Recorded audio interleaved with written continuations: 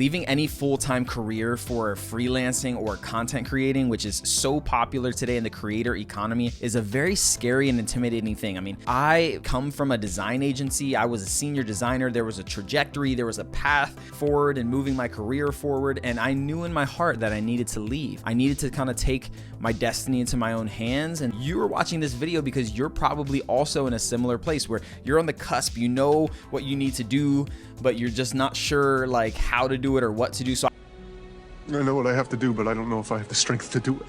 You cannot make that leap without knowing these 5 things. These 5 things are going to equip you and hopefully encourage you to make the leap and put your best foot forward. I've been there, I've done it. I'm going on my 3rd year of being independent, designing for myself, working for myself. And so I know the strategy to make this happen. And I hope that it helps you, because I really want to see more people doing this. Stick around to the end because I have a bonus point that I think is really going to drive all of this home. It's really solid. I think you're going to love it. So stick around for that. But before we get into the 5, hey, my name is Pete Rodriguez. Welcome back to the Pete Perspective. You can follow me on Instagram and Twitter. Twitter is at I'm Pete Rodriguez, and then Instagram and TikTok is at the Pete Perspective. Okay.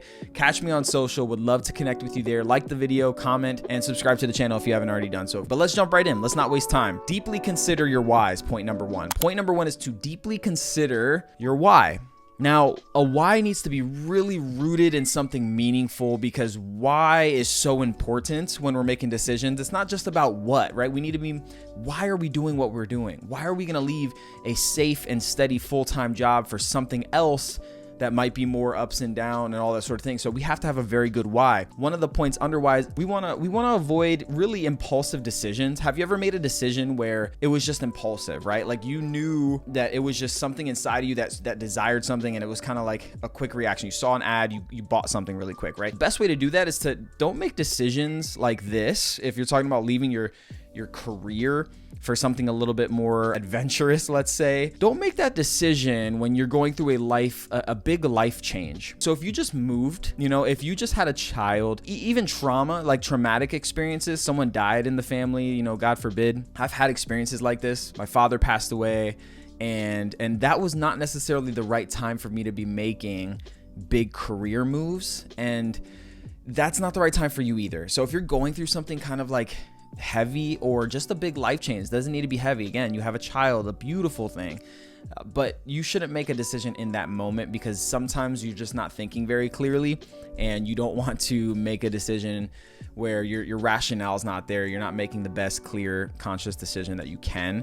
And so another thing that you want to consider too is when you're thinking about your why is, man, you want to have a why that's white knuckle clingable. It's clingable. I don't know if clingable is a word, but there will be days where you are so unsure, even if you're leading up to quitting, leading up to leaving your full-time job, there's days where you're like, I don't know if I should be doing this. If you have a really solid why, you're going to be able to cling to that, white knuckle cling to that. And that's why the why is so important, because if your why is weak, there's going to be days where you're going to be wondering, why should I even do this? Whatever, like that voice in your head, that narrative is going to keep going, and you're not going to do it because your why is not strong enough. So for me, it's like, yeah, I could have made good money. I can still go and make good money, but the freedom for me is like, I can work from anywhere. I can go visit family. I can whatever. And like, yes, I'm busy, right? Like when you're self-employed, you're busy and all the things are happening. It's up to you to get it done. But I have the freedom. I don't have to ask my boss for time off. I don't have to ask I just do what I want to do.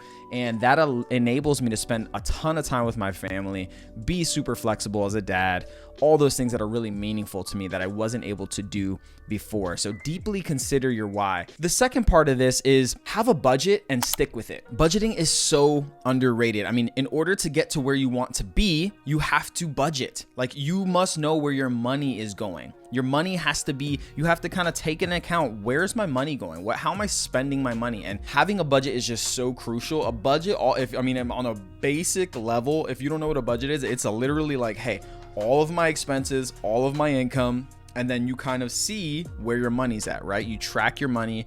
Every dollar should be accounted for, even the money that you're saving. So if you're saving money, have a line item in your budget that says savings, and you're allotting money to that each month. So every dollar is being accounted for. Specifically speaking about every dollar, there's an app through Dave Ramsey. If you're not familiar with Dave Ramsey, he's kind of like a financial guru, and I follow him just because he's a Christian. I'm a Christian, and I value that, and he has a lot of great resources to helping people get out of debt and live financially free, right? So find a budgeting app that works for you. Find a budgeting app that works for you. As a family, we use Every Dollar, and essentially it allows us to track every single dollar that comes in, where we can allot it, we can make sure it's going to the right category. The simplest version, and this is what we used to do, was literally just on numbers. You know, if you have Windows or PC or whatever, it would be create an Excel document, list out all your expenses, list out your income, and then determine how your exact income is getting put into each category, which are your expenses, including your spending money, including your savings, all that stuff. And the idea is to have a zero-based budget. A zero-based budget just means that literally all of your money, if you're making $1,500, $3,000, $5,000, $10,000, all of that money is being spoken for and accounted for.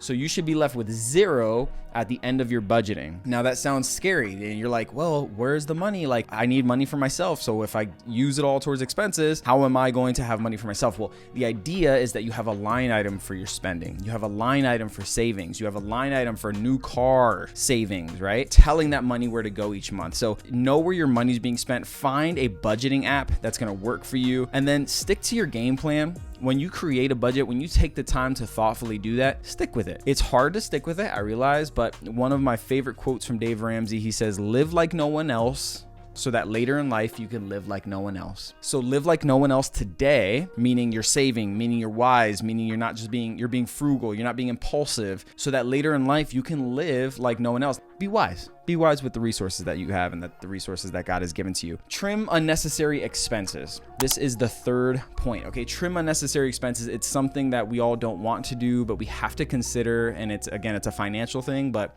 trim the fat, right? You cannot lose weight without losing fat. Your budget cannot get slimmer without getting rid of things. Like, you can sit there and try to say, like, how can I finesse this money and move it around and yada, yada, yada. But at the end of the day, you will have to sacrifice some things, and sacrificing subscriptions is a really good way to do it. So sacrificing subscriptions saves money. All right. All the S's, the S play game is there. Sacrificing subscriptions saves money. You can be without Netflix. You can be without Disney Plus. You can be without HBO Max or HBO Go or whatever they call themselves these days. You can be without those things for a season to help you launch well. And again, all these little things matter. How much money are you setting aside for date night, or whatever the things are that you regularly utilize within your budget? Trimming some of that back for a season. Maybe you don't go on a vacation for a year. That's something that you can do in order to help you launch successfully, right? That's what we're trying to do. We're trying to launch you successfully. And is it a want or a need? I remember my mom always saying this to the point where I was just so annoyed all the time, but is it a want or is it a need? That question is so powerful. Do I want this or do I need this? There are times where it's okay to want things. There's nothing wrong with wanting things. Truly, you just have to know the season you're in. You just have to know what the money's like. And if you want something and the money's right, you can make it happen. Go ahead, want things. That's no issues. But if you want to launch well, make sure you're asking yourself that question. And then again, avoid impulse, be rooted in intention and mission, and then pray, ask God for help. That's something that was really helpful for me, whatever faith background you come from. But for me, it was praying to God, just saying like, Lord, help me to figure out how to best utilize the things that are in front of me. I don't have much, but I want to give you what I have, and help me to steward and trim some of the areas that I don't need. Show me my wants versus my needs. Show me where in my heart I could just declutter and really just focus on what you're calling me to. The fourth point that's here is prepare your runway. Prepare your runway, okay? So this is a metaphor. Obviously, an airplane has a runway, right? An airplane needs a certain amount of distance of road or runway so that it can take off correctly. If it doesn't have that distance, it will begin to take off and probably hit grass or rocks or other debris or whatever's on the floor or ground and not take off properly. It needs a smooth road to best take off. Your runway is going to make you fly further and longer and faster than you ever thought you could. And that's why it's so important to have a runway. So I would say your runway is 3 to 6 months of expenses saved up.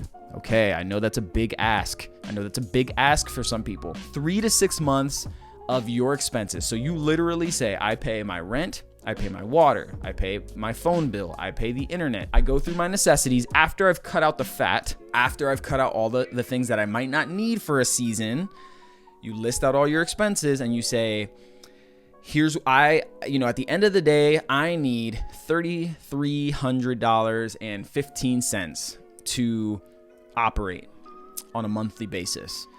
And you take that and you save, you do that times 3, that times 4, that times 6. Now, I would say for me and my family, we did 3 months. If you want to really have a good long runway, there's nothing wrong with having 6 months, right? But that's up to you. I would say minimum of 3, maximum of 6. If it's not working out, you should not be able to make anything for 6 months or the duration of that period, that launch, that runway, and be okay. If you're not making money by the end of your runway and you kind of exhausted all the resources, well, maybe consider supplementing a job, right? Grubhub, DoorDash, all those kind of things as you continue to build your business. Consider that before jumping back into a career. Or, if you're ready, you're like, hey, this wasn't for me. It was an awesome try. There's nothing wrong with saying like, I tried it. You should hold your head up high and you had the courage to do something and then perhaps go and seek out another full-time job. That's okay too. No shame in that. But I'm speaking to specifically the person who does not want to give up on that dream and that wants to relentlessly pursue it. Well, I would say supplement your income for a little bit until you get going. Okay, list out all your expenses, multiply them by 3 or 6, and save that amount before you jump ship, before you quit your job, before you start talking to coworkers and say, I'm processing leaving, yada, yada. Like, you need to have that 3 to 6 months put away before you do it. That's just wisdom, and you will thank me later. I promise you. Even if you don't use it, it's going to help you launch well. The last point is getting yourself a few loyal clients. Ideally retainers, okay? So as a designer, I have my retainers who are monthly kind of ongoing clients, and then I have project-based clients, and those are like once and done sort of logos, branding projects, creative projects, whatever that is. And we need to have at least a couple of, they can be low. I think when I left my full-time job, I had maybe 2 to 3 like retainers. One was like $500, the other one was like $1,000, the other one maybe was like $200. So I was not making a lot of money. It was less than $2,000 I think I was making a month, but we were able to keep our spending and expenses so low. It was like mortgage, groceries, and maybe a date night once a month or something. Like, it was low. But we did that for a season as things built up and progressed, and so it was good. We were able to make it work for a season. Making sure that you have some retainers. Again, get yourself a $500, $700 here, 10, whatever it is, and utilize that to your advantage. Make sure they're retainers, and then also try to build up some project-based work. So that's going to be also feeding your income and supplementing that. But the retainers are the things that you can bank on. Even with our budget right now, I only budget for my retainers. I don't budget for the project-based work. Obviously, the project-based work is going towards my income, and at the end of the month, I have a good idea of what I made for the month. However, I'm not planning on that money.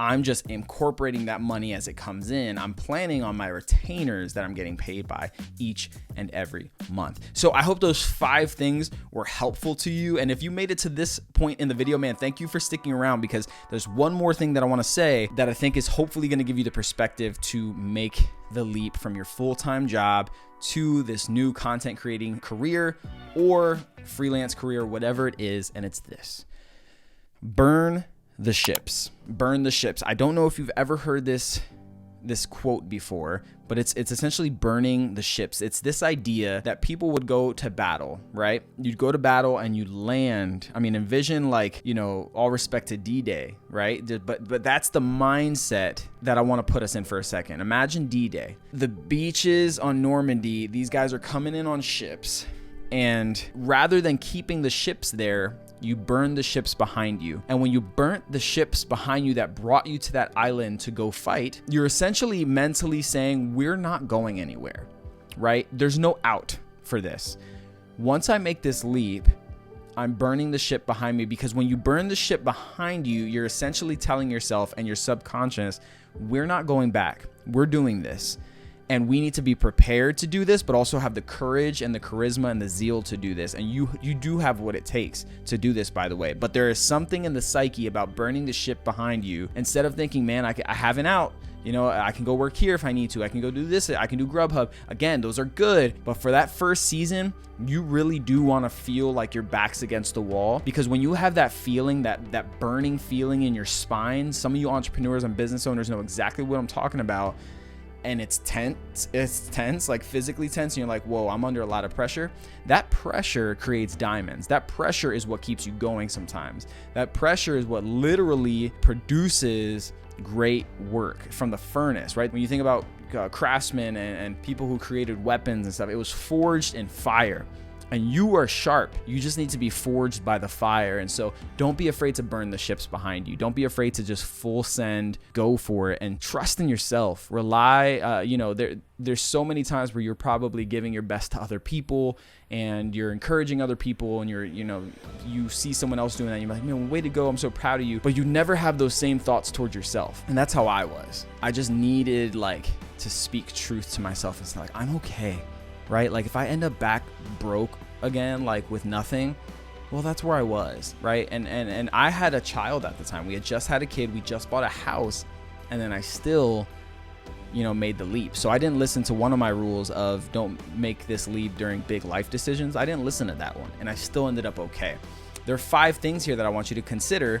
And if you didn't do one of those, you could still end up okay. These are just 5 things that I think are going to really help you and progress you even faster and further than I am. And again, I've done this, I've lived this, I've experienced this. So let me know in the comments down below. I hope this video was encouraging to you and I hope that it was helpful and insightful. Let me know, have you made this leap recently? Are you going to make this leap?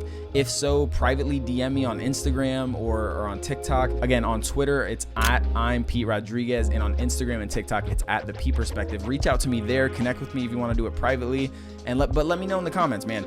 Have you made this leap? How do you feel? How are you processing it? And did you do any of these 5 things? And would you add anything to the list? Love hearing your guys' feedback. Thank you so much for watching. Again, connect with me on social, like the video, subscribe to the channel if you haven't already done so. And as always, you have a purpose and perspective unlike anything this world has ever seen. I'll catch you in the next video. Later.